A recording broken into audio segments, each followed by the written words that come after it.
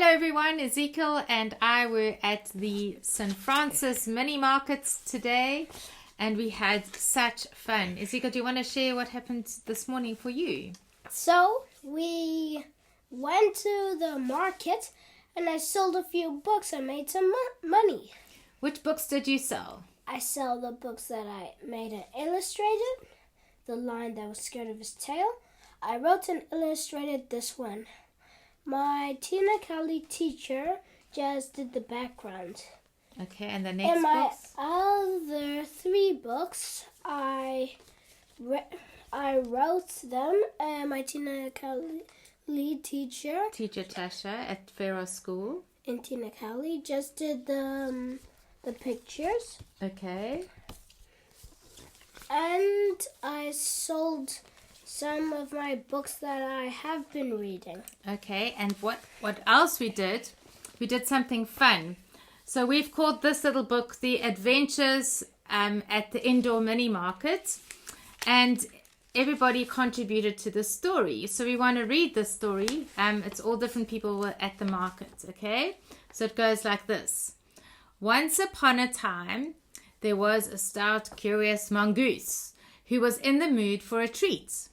It was just his luck that very morning the mini market in St Francis Bay was being held at the St Francis Brewery, and all kinds of sweet and salty and delicious things were being sold. Now, Mischief was Mongoose's middle name. His first name was Mongo.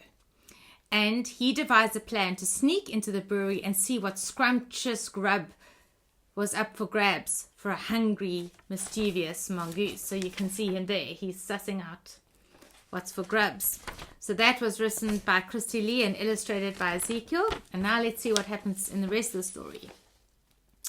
This is Lou, who was at the market. The mischievous mongoose wanted to steal Cook Sisters, but Lou protected his mom's table.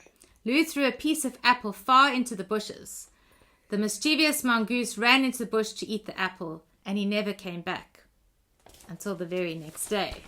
So that was written by Lou, and the illustration was by Ezekiel, and Lou colored it in. This next part of the story is by Zana, who was also at the market. She writes, he went home with the apple and he told his parents what he found. He shared his apple with his mom and dad and siblings. Then he slept until the next morning.